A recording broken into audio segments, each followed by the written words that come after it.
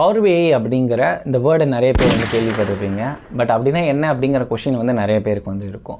So power பிஐ அப்படின்னா என்னென்னா எக்ஸலோடைய ஒரு சூப்பர்மேன் வெர்ஷன் தான் பவர் பிஐ அப்படின்னே சொல்லலாம்.